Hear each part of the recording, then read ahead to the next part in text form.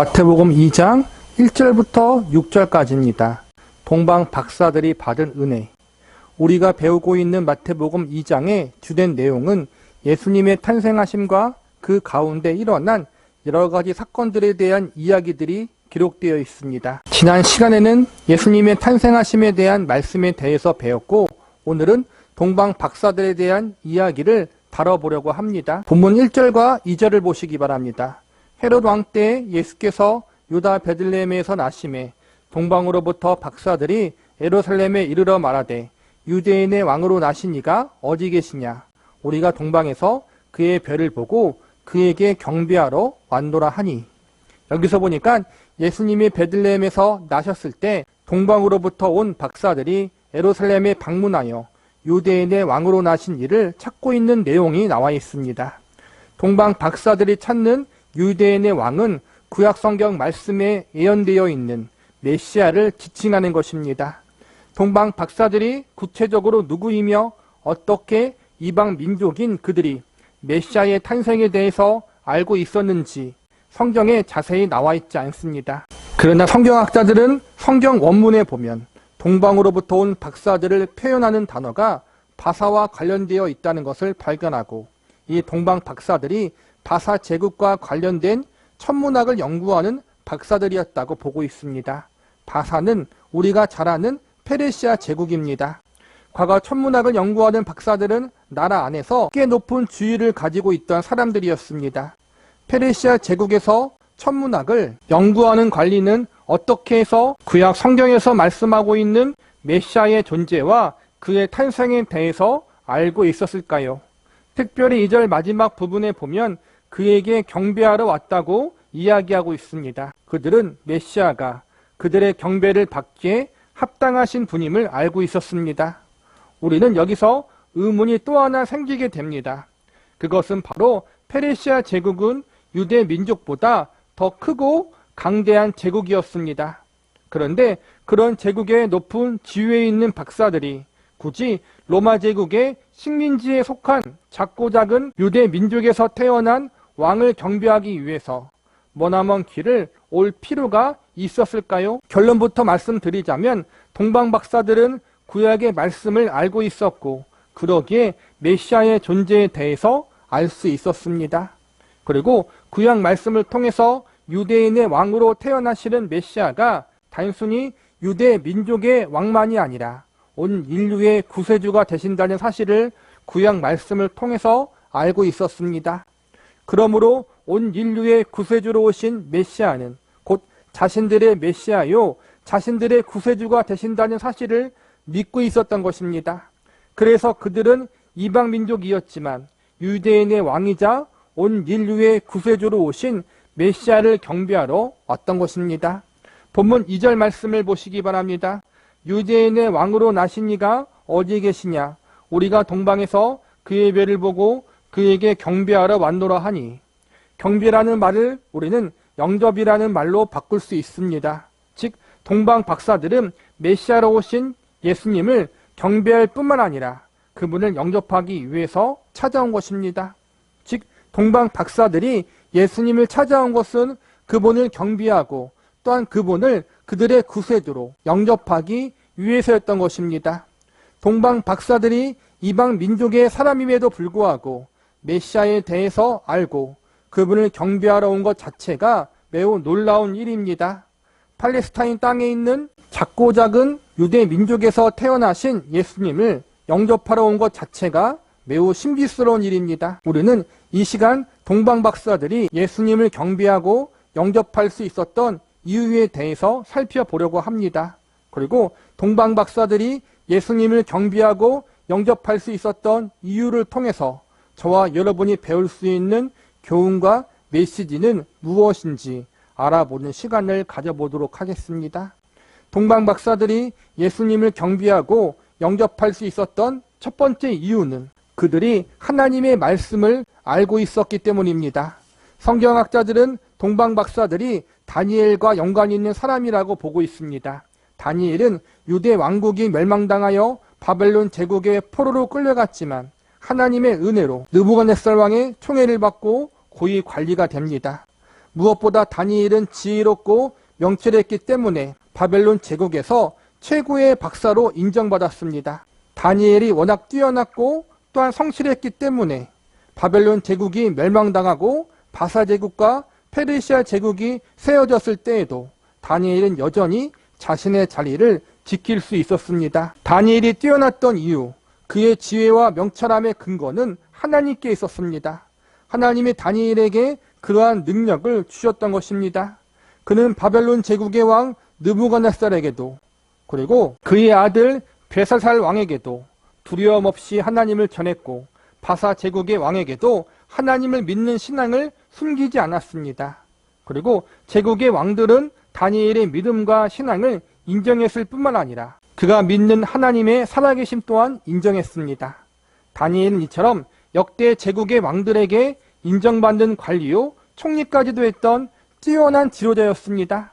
그리고 동시에 당대 지식인들과 박사들에게도 존경받는 박사 중의 박사였습니다.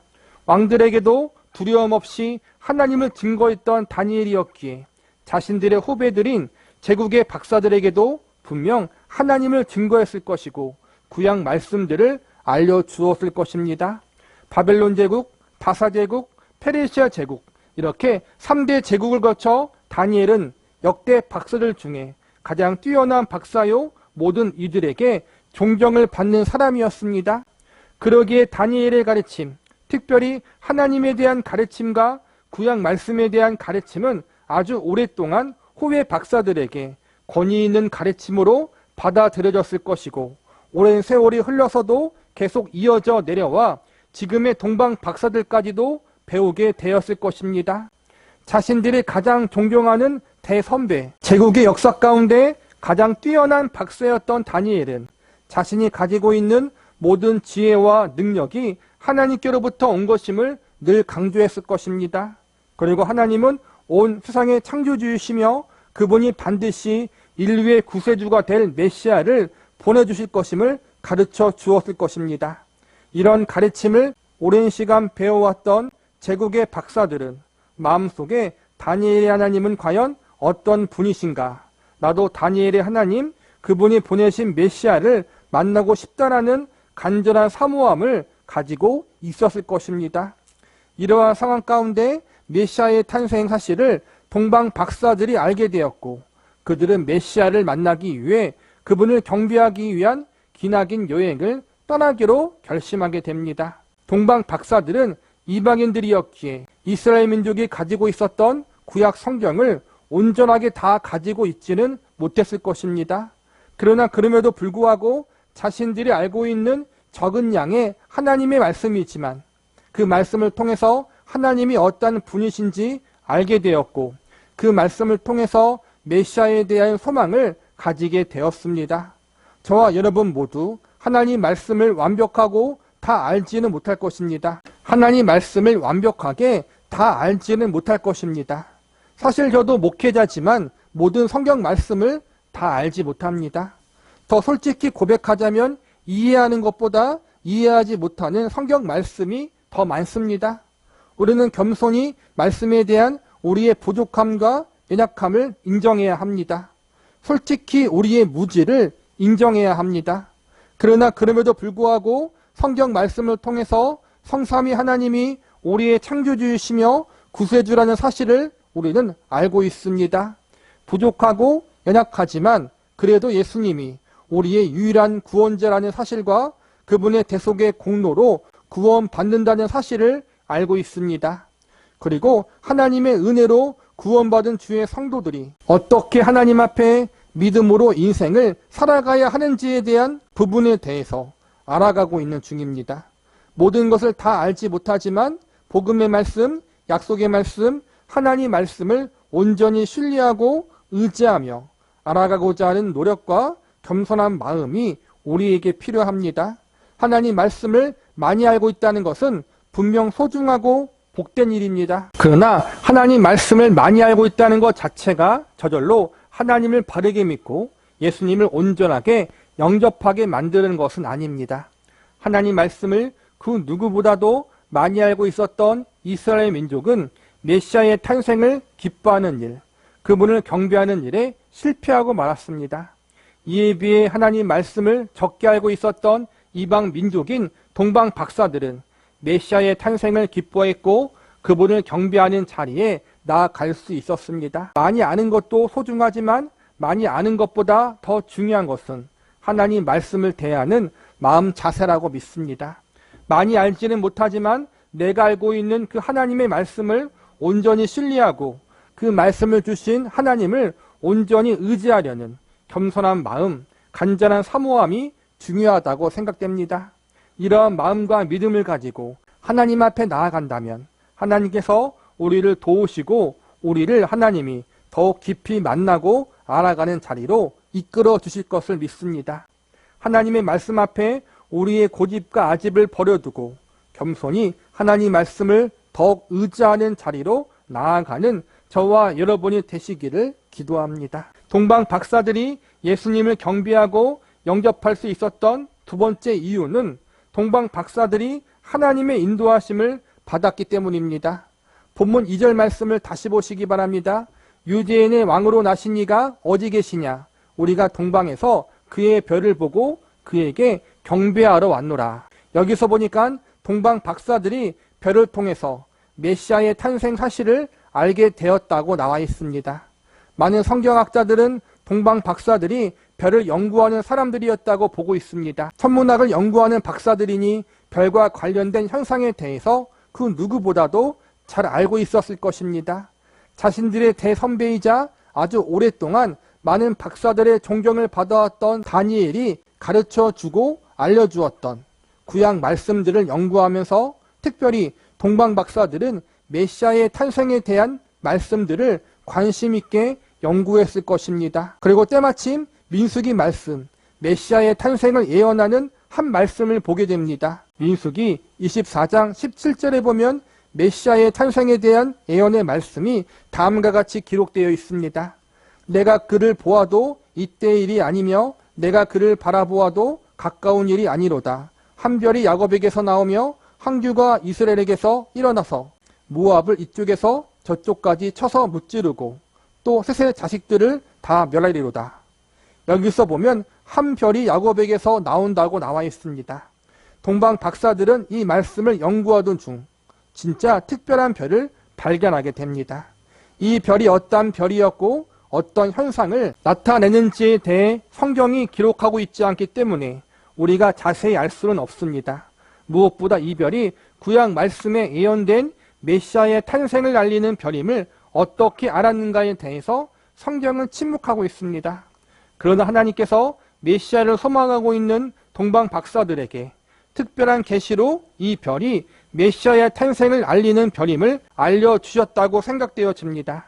메시아의 탄생을 알리는 별을 보고 그들은 페르시아 땅에서 머나먼 유대 땅까지 오게 됩니다.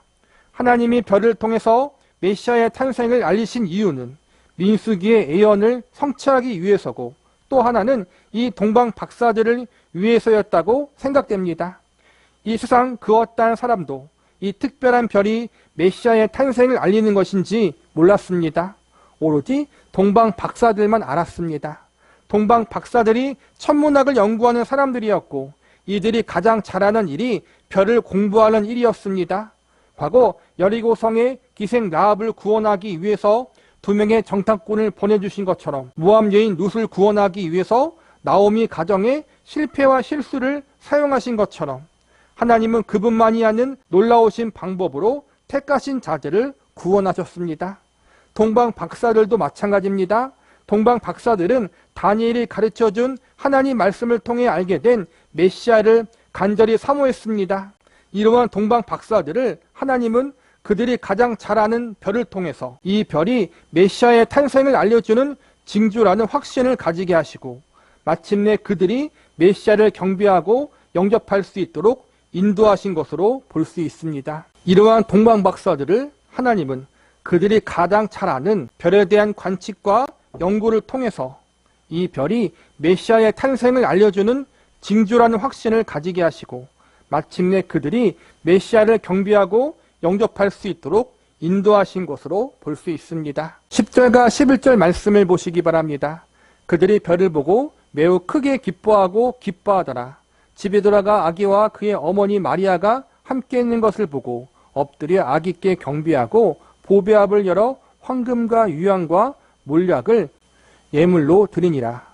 동방 박사들이 메시아이신 예수님을 만나 그분을 경배하고 영접할 수 있도록 하나님은 말씀을 통해 그리고 별이라는 신비적인 역사를 통해 그들을 인도하여 주셨습니다. 하나님 말씀을 통해서 메시아에 대해 알게 하신 것은 보편적인 하나님의 인도하심의 방법이라 할 수 있고, 별을 통해 메시아에게로 인도하신 것은 하나님의 특별한 인도하심의 방법이라고 할 수 있습니다. 하나님의 보편적인 인도하심과 특별한 인도하심에 대한 말씀은 다음 시간에 자세히 다루도록 하겠습니다. 일단 오늘 이 부분에 대해서 배울 수 있는 메시지는 다음과 같습니다. 말씀을 통한 보편적인 인도하심이든 별이나 기적들을 통한 특별한 인도하심이든 가장 중요한 것은 하나님이 인도하셨다는 것과 그 결과 동방 박사들이 메시아이신 예수님을 바르게 만나고 그분을 기쁨으로 경배했다는 것입니다. 하나님의 인도하심의 역사는 하나님 백성들로 하여금 하나님을 바르게 만나고 그분을 기쁘게 경배하는 자리로 이끕니다. 성도들은 살면서 보편적으로 말씀의 인도하심을 받습니다. 그리고 많지는 않지만 특수한 경우 특별한 기적으로 인도하심을 받을 때가 있습니다. 하나님의 인도하심의 방법에는 어떠한 것이 더 좋고 어떤 것이 나쁘다는 것은 없습니다. 하나님의 인도하심에 대한 가장 건강하고 균형 잡힌 자세는 보편적인 인도하심을 추구하되 특별한 하나님의 인도하심이 있음을 부정하지 않는 것입니다. 어떠한 인도하심이 더 낫다, 안 낫다가 중요한 것이 아니라 이 모든 인도하심이 궁극적으로 예수님을 기쁘게 경배하고 영접하는 자리로 인도했다는 것이 중요합니다. 이처럼 하나님의 인도하심은 하나님 백성들로 하여금 예수님을 바르게 만나고 그분을 기쁘게 경배하는 자리로 이끕니다. 우리가 하나님의 인도하심을 바르게 받고 있는지를 평가하고 알아보는 가장 좋은 방법이 바로 여기에 있는 것입니다. 동방 박사들이 예수님을 바르게 만나고 그분을 기쁘게 경배하고 영접하는 자리로 올 수 있었던 것은 결국 그들이 바르게 하나님의 인도하심을 받았다는 증거가 되는 것입니다. 저와 여러분의 믿음과 신앙생활도 이 기준에 적용하면 정답이 나올 것입니다. 저와 여러분은 지금 어떠하십니까?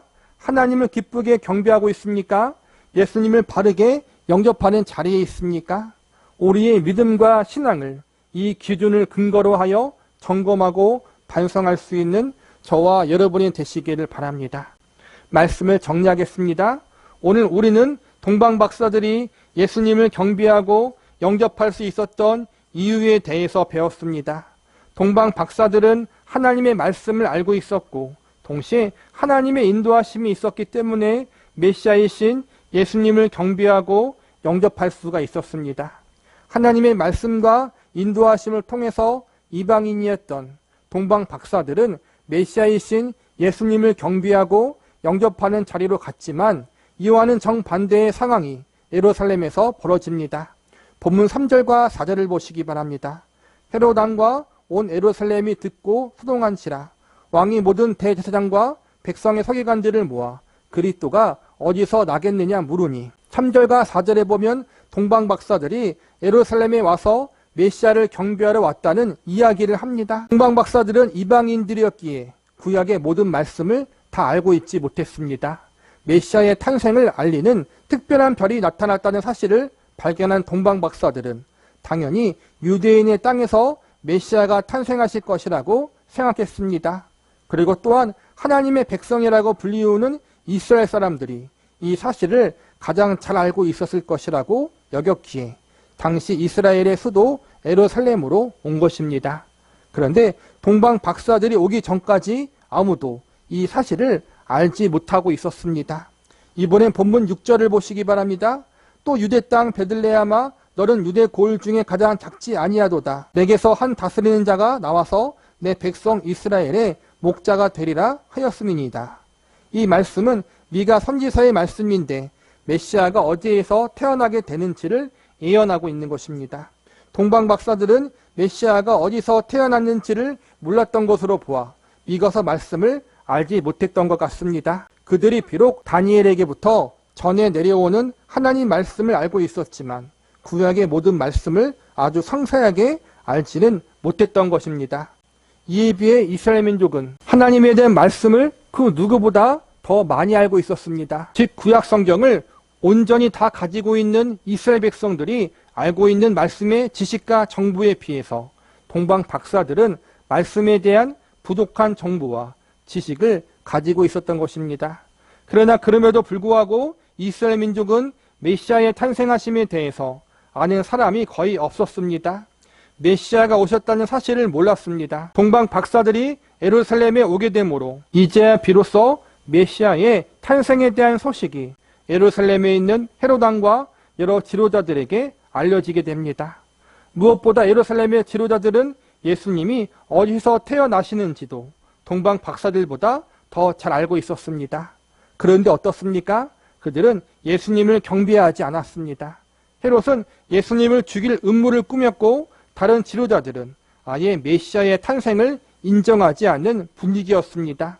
오늘 제가 이 말씀을 통해서 전달하고자 하는 메시지는 헤롯 왕과 같이 되지 말자, 예루살렘의 지도자들처럼 예수님을 외면하지 말자, 이러한 말씀을 드리려는 것이 아닙니다. 제가 말씀드리고 싶은 메시지는 하나님의 은혜를 받은 자만이 예수님을 경배하고 영접할 수 있다는 것입니다. 하나님의 은혜가 없으면 아무도 예수님을 올바르게 만날 수 없다는 것입니다. 그러므로 동방 박사들이 이방 민족의 사람임에도 불구하고 메시아의 신 예수님에 대해 알게 하신 것도 하나님의 은혜고, 또한 메시아를 간절히 사모하는 마음으로 그분을 경배하고 영접하기 위해서 페르시아 땅에서부터 유대 땅에 오도록 그들의 마음을 움직이시고 그들의 발걸음을 인도하신 분 역시 하나님임을 믿습니다. 즉 그들에게 메시아에 대한 말씀을 알게 하시고 그 메시아를 사모하는 마음을 주시고 메시아를 만나 경배할 수 있도록 섭리하신 분이 하나님이란 것입니다. 하나님의 은혜의 역사가 동방 박사들로 하여금 예수님을 마침내 만나 경배하는 자리에까지 인도하신 것입니다. 개인적으로 그들의 가장 큰 위기는 그들이 베들레헴에 가서 아기 예수님을 만났을 때라고 생각됩니다. 아기 예수님을 보자 그들은 인간적으로 실망을 할 수도 있습니다. 예수님의 육신의 부모인 유셉과 마리아는 가난한 사람이었습니다. 동방 박사들이 베들레헴에 가서 아기 예수님을 보았을 때 아기 예수님의 모습은 화려하거나 멋있는 옷을 입지 않고 있었을 것입니다. 웅장하거나 의리의리한 집에 거하고 있지 않았을 것입니다. 아기 예수님이 계신 곳에 모든 것이 허름하고 볼품이 없었을 것입니다. 그러나 그들은 실망하거나 예수님을 얕잡아 보지 않았습니다. 오히려 그들은 자신들이 정성껏 준비한 예물을 드리며 진심으로 기뻐하며 겸손히 아기 예수님을 경배했습니다. 저는 동방 박사들이 이 자리까지 인도하신 분도 하나님이요 이들의 마음을 주장하신 분, 그들이 기쁜 마음으로 기꺼이 아기 예수님을 경배하고 영접하도록 마음을 주관하신 분이 하나님이었다고 믿습니다. 그래서 저는 오늘 설교 제목을 동방 박사들이 받은 은혜라고 정한 것입니다. 동방 박사들에 의해서 헤롯 왕과 예루살렘의 지도자들은 메시아의 탄생 소식을 들었지만 아무도 예수님을 경배하지 않았습니다. 어쩌면 동방 박사들이 곧바로 베들레헴으로 갈 수 있도록 하나님이 특별하게 역사하사 인도하실 수 있었음에도 불구하고 예루살렘에 잠시 들리도록 섭리한 것은 예루살렘 지도자들에게 예수님을 경배하고 영접할 수 있는 기회를 주시기 위해서라고 생각합니다. 하나님은 언제나 죄인들에게 회개할 기회를 주시는 분이십니다. 하지만 결국 그들은 예수님이 탄생하셨다는 복된 소식을 듣고도 예수님을 경배하지 않았습니다. 이는 그들의 마음이 강팍하고 완악했기 때문입니다. 우리는 우리의 마음이 완악하고 강팍해지지 않기를 기도해야 합니다. 그러나 문제는 인간은 모두 본래 마음이 완악하고 강팍한 죄인이라는 것입니다. 사실 헤롯 왕의 모습, 예루살렘 지도자들의 모습이 우리의 모습일 수 있습니다. 하나님이 은혜를 부어주지 않으신다면 모두가 그들과 같은 모습일 수밖에 없습니다. 궁극적으로 예수님을 경배하고 영접하는 일은 하나님의 은혜가 아니면 불가능한 일이라는 것을 우리는 알아야 합니다. 저와 여러분이 예수님을 우리들의 메시아, 즉 우리들의 구세주로 믿고 영접했다는 것은 우리가 잘나서가 아니라 우리가 하나님의 은혜를 입었기 때문이라는 사실을 알아야 합니다. 동방 박사들이 받은 은혜가 오늘날 우리에게도 부어졌습니다. 이 은혜를 받은 우리들은 언제나 겸손히 하나님의 은혜에 대한 감사와 감격의 마음을 가져야 합니다. 헤롯을 정죄하고 예루살렘 지도자들을 손가락질하지 마십시오. 우리도 하나님의 강권적인 은혜가 아니었다면 그들과 똑같은 자리에 서 있었을 것입니다. 그러므로 우리는 아직 회개하지 않은 사람들, 불신자들을 볼 때 나도 저 사람들과 똑같았지만 하나님의 은혜로 구원받게 되었다는 사실로 인해 감사하는 사람들이 되어야 합니다. 나만 특별한 경험, 특별한 은혜를 받았다는 잘못된 선민의식, 교만한 마음을 가져서는 절대로 안 됩니다.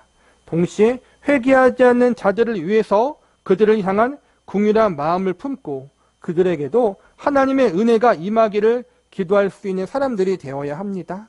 우리는 우리에게 베풀어진 하나님의 은혜를 생각할 때마다 하나님께 감사하고 더욱 겸손한 마음, 궁휼한 마음을 품을 수 있는 사람들이 되어야 합니다.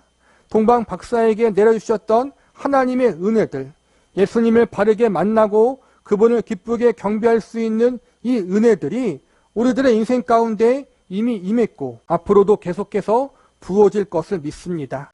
그리고 우리가 받은 은혜들이 우리를 통해서 더욱 많은 이들에게 전달되어지고 증거되어 줄 수 있기를 간절히 기도합니다.